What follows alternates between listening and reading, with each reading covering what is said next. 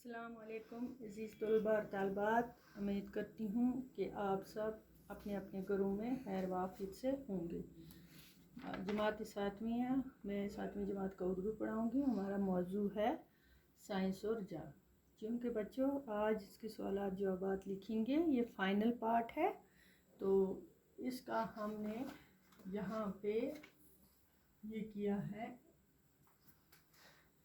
ये आज लिख के रखा है मैंने। जो हमने ये सबक पढ़ा फाइनल इसका पार्ट, उसमें हमने पढ़ा है कि पहले ज़माने में कौन सी जंग होती थी, किस तरह से जीती जाती थी वो जंग, किस तरह से लड़ी जाती थी, और जो साइंसी जंग है वो आज कैसे होती है।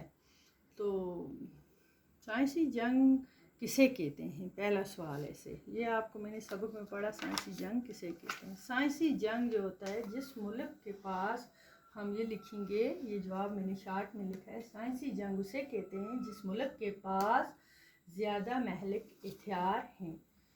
महलिक हथियार हैं, महलिक हो गया हलाक करने वाले, जानलेवा, महलिक उसे बोलते हैं जानलेवा, हलाक करने वाले। यहाँ पे मैं लिखूंगी थोड़ा सा आपकी आसानी के लिए, हलाक करने वाले, हलाक करने वाले यानी जान लेवा, ठीक है, इसे बोलते हैं महलिक हथियार। हलाक करने वाले, जान लेवा, वो दूसरे मुल्क को शिकस्त दे सकता है। जान लेवा हथियार जो होते हैं जिस मुल्क के पास, वो दूसरे मुल्क को शिकस्त दे सकता है। लेकिन आज की जंग जिस्मानी ताकत और बहादुरी से नहीं जीती जाती, बल्कि साइंस के ऐजाद किए हुए हथियारों पर से होती है।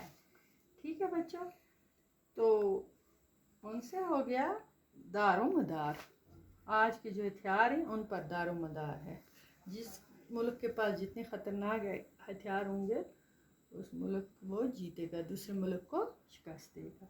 तो पहला सवाल हमने किया, साइंसी जंग जिस मुल्क के पास ज़्यादा महलिक हथियार हैं वो दूसरे मुल्क को शिकस्त दे सकता है, लेकिन आज की जंग जिस्मानी ताकत और बहादुरी से नहीं जीती जाती, बल्कि साइंस के ईजाद किए हुए हथियार पर उनसे होती है।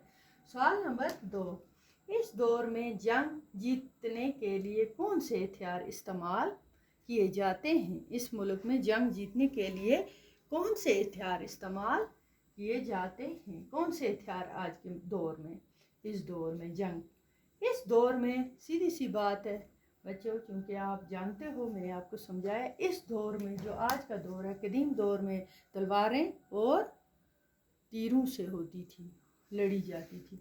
इस दौर में जंग जीतने के लिए साइंस की सबसे ख़तरनाक ईजाद जो है, सबसे ख़तरनाक ईजाद है, वो है item bomb, hydrogen bomb, item bomb और हाइड्रोजन बम, और मुख्तलिफ़ किस्म के तबाहकुन मिज़ाइल। आइटम बम में, हाइड्रोजन बम में और बहुत सारे मिज़ाइल हैं जो तबाह, दुनिया को तबाह और ख़त्म राह कर देते हैं वाले हथियार हैं।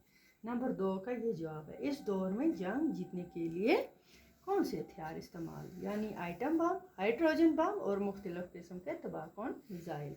नंबर 3, इसका तीसरा सवाल है, तमाम ममालिक जंग से खौफज़दा क्यों हैं। तमाम ममालिक जंग से खौफज़दा सीधा सा है, क्योंकि दुनिया के कई बड़े ममालिक के पास इस तरह के बम हैं, हर एक को दूसरे से खौफ है।